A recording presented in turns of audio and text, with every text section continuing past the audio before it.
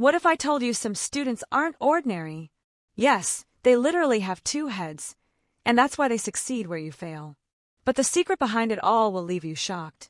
Once upon a time, at Hilltop University High School in Abuja, there was a girl named Danella Thomas. She was the perfect example of brilliance and perfection. The kind of girl who made teachers smile and inspired her peers, while also slightly irritating them. That girl's brain is not from this planet, people often whispered. At just 15, Danella was already a legend in the high school section, Year 10/SS2. She consistently finished first in everything she did. It didn't matter if it was an exam, a debate, a quiz, a spelling bee, or even the school music contest. She always won. Some students whispered that she had a chip in her head. Others joked that her grandmother was a witch who had passed something on to her. But no one could prove anything. All they knew was that Danella never failed. The perfect score. It was a show-stopping Tuesday morning, and the entire school was gathered in the main hall for the most dreaded exam of the term, the General Knowledge Championship. This wasn't just a test. This one could change a life forever. The winner received a national scholarship and a front-page interview with a major educational magazine. Danella sat in the middle that day, as calm as ever. Her uniform was perfectly ironed, and her hair was neatly braided and tied back in a single bun. The question papers were distributed, and silence fell. "Begin," the teacher announced. While others were still turning the first page, Danella's pen was already active. Her eyes scanned the questions, as if she had already seen them. 10 minutes later, she stood up and walked toward the desk. "Are you finished?" the confused invigilator asked. "Yes, ma'am," Danella replied politely, handing her paper over. As she returned to her seat, the entire hall watched in shock. Some were in awe, others simply annoyed. She sat down quietly, pulled a handkerchief from her pocket, and slowly wiped the left side of her neck. Her hand lingered for a moment, almost as if something there felt warm, but no one noticed or thought anything of it. The secret meeting. However, 20 minutes before the exam began, Danella was not in the classroom. She wasn't in the library either. She was at a place no one ever went, the old janitor's closet behind the senior building. She looked around to ensure no one saw her. Then she opened the dusty door and slipped inside. It was dark and smelled of old wood and expired cleaning supplies. But she didn't mind. She had been there too many times to care. She stood still and whispered, "Are you ready?" At first, there was silence. Then, a gentle voice replied, "Give me your hands." Danella closed her eyes and raised her left hand toward her shoulder. That's when it happened. In the empty air, a second head slowly formed, resting on her left shoulder. It was invisible to human eyes, for only she could see it. The head belonged to a boy her age. He was handsome in a very strange way. He had calm eyes, a neat afro hairstyle, and a small, knowing smile, as if he always knew more than everyone else. His name was Salem. "Well done," Salem said. "You were incredible today." "It's all thanks to you," Danella replied with a soft smile. "The next exam is in 3 hours, and I'd like to help you prepare." "Sit down, let's start," said Salem. Danella sat down and quickly took out a pen and paper. Then, Salem began to share all the questions and answers that would be on Danella's next paper. Question 1 is, who wrote Things Fall Apart? The answer is Chinua Achebe. They will try to throw you off, but don't fall for it. He continued to give hints and clues until the paper was full. Danella listened attentively, absorbing every word. She wasn't just cramming, she was downloading the data directly into her soul. 5 minutes later, she walked out of the closet, looking overly confident. On her way to the exam hall, she passed a group of noisy students, panicked by their last-minute revisions. Danella didn't look at them. There was no need. She walked away, smiling confidently. And Salem was always right. When she entered the exam hall that day, the questions were exactly as he had told her, but what no one knew was that Danella had not met Salem by chance. He had appeared after a terrible thing happened when she was very young, and since that day, he had never left her side. The whispers in the night. Despite her fame and academic success, Danella was struggling. She was always lonely and worried. Her life was filled with riddles she couldn't solve. Every night, she would sit on her bunk, thinking, who was Salem really? And what would happen if he left? Naturally, Donella was not a brilliant student.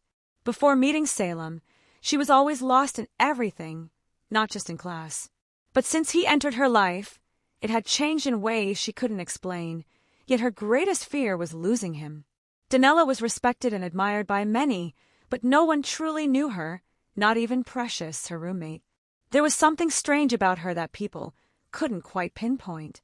But every night, something odd began to happen. Donella would speak softly in her sleep, murmuring a memory. At first, Precious ignored it, but now it was too frequent. One night, Precious sat up and listened carefully to everything Donella said. "No, not that answer. Give me another one." Yes, that one is better," Donella said in her sleep. It didn't sound like a dream. It sounded like a conversation. Precious was suspicious at first, but then she dismissed the thought. Maybe she's just a sleepwalker, Precious convinced herself. The plot. On the other side of the picture was Lisa, a tall, beautiful girl who was smart but not as brilliant as Donella, and the difference made her jealous and bitter. Before Donella arrived at school, Lisa had topped the class in everything she did. But unlike Donella, Lisa was disliked by many because of her pride and arrogance. She intimidated and insulted others at the slightest opportunity, and Donella's presence at the school only made things worse for her. Seeing that she couldn't intimidate Donella, Lisa began secretly plotting her downfall. Lisa's father was a high-ranking government official. She, therefore, had the financial means and resources to get anything she wanted. A day before the most anticipated quiz competition, Lisa paid the official in charge 5 million naira, not only to give her the questions before the exam, but also to frame Donella.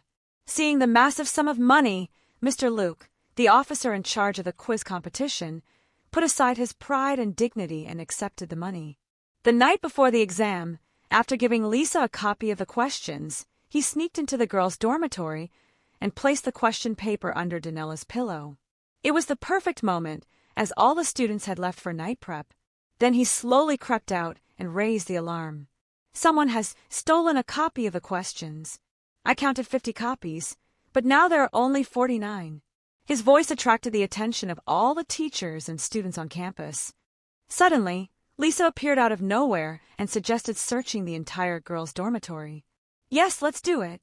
The criminal must be caught," Mr. Luke said angrily. The matter was then reported to the principal, and all students were asked to stay outside.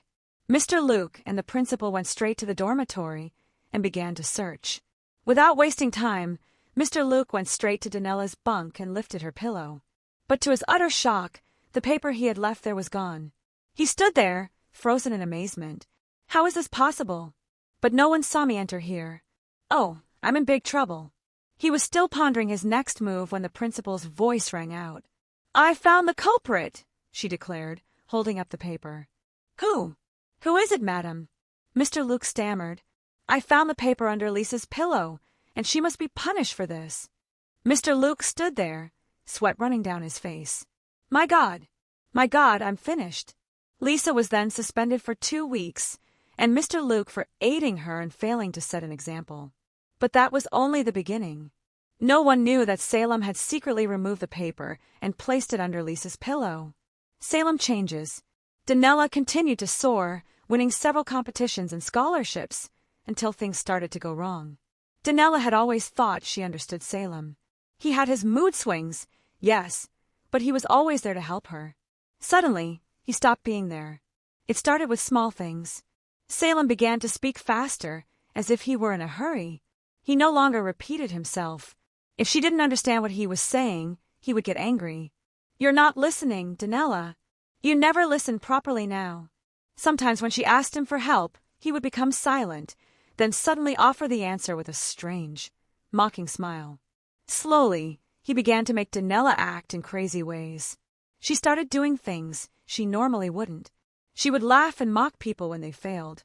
She laughed when Precious was punished for talking in class.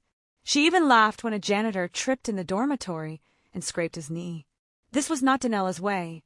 But the strangest thing was that after acting maliciously, she would regain her senses as if she hadn't done anything. Salem was gradually leading her down a destructive path. Then came the day of the biology quiz. Biology was Donella's best subject, and Salem had always been very good at science subjects.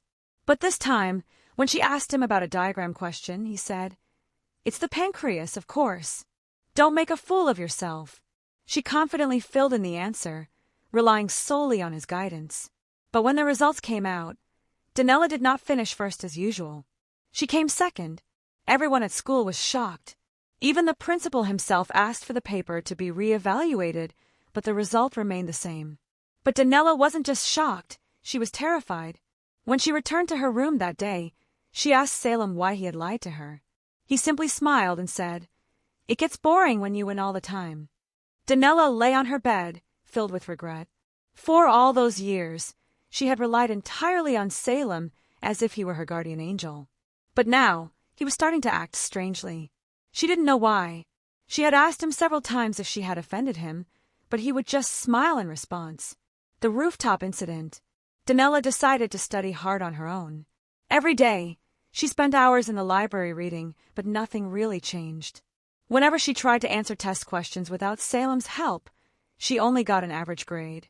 Then, crazy things started happening again. One night, she went to bed early, hoping to close her eyes and wake up to a new, better day. At precisely 2 a.m., Precious woke up with a strange feeling.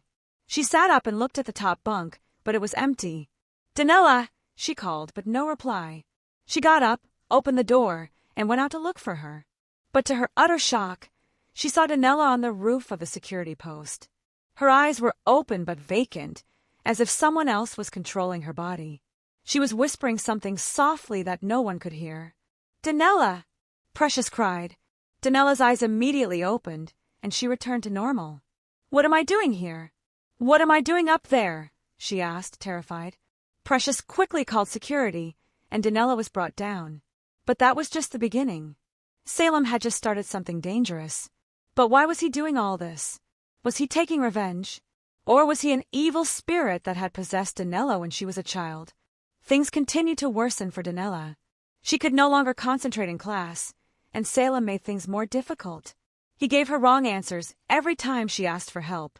Once, he convinced her to steal from one of her classmates, and she was severely punished. The former respected Donella was becoming the laughingstock of everyone. Cocktail lasts the night out. One day, Donella dressed in one of her prettiest dresses. It was a birthday gift from her mother. She put on makeup and her most expensive perfume. Then she sneaked out. But where was Donella going at this time of night? Donella waited until the gate guard fell asleep. Then she jumped the fence and headed for a nearby nightclub. She danced, had fun with several boys, and drank until she collapsed. She didn't realize what was happening until it was 5 a.m. Donella was woken up by the bar cleaner that morning. "Aren't you going home?" the cleaner asked. "My God, where am I? Where am I? What am I doing here? How did I get here?" she asked. She immediately got up and started looking for her way back to school. She staggered along a deserted road until she found the right path. Fortunately, when she arrived on the school premises around 6 a.m., some students were still sleeping, including the guard. She jumped the fence again and headed straight for her room. "You're not well," Precious said as soon as she saw her. "This is no longer the Donella I admired. What is happening to you? You can tell me." Donella said nothing but burst into tears. "My life is falling apart. I don't know what's wrong with me anymore. I can't even control my actions and activities. It's like I'm being controlled by the devil." She cried in Precious's arms. "Don't worry, my dear. Everything will be all right." But nothing was all right. In fact, things got worse than before. The true form. However, one fateful day, something happened that revealed hidden secrets Donella had never heard before. That day, Salem told her to go to their usual spot so they could talk. But when she arrived there, she saw Salem standing only in his shorts. His body was dripping with blood and covered in bruises. His head was slightly tilted as if it were about to fall off his neck. He was no longer inside Donella's body. He was now himself. "Salem, is that you? Why is your body like this? What happened to you?" Donella asked, frightened. "Ask your mother," Salem replied. "My mother? What do you mean by that? Do you know my mother?" Donella asked. Before Donella could finish speaking, Salem grabbed her firmly by the throat and said, "This is exactly what I looked like the day your mother ended my life.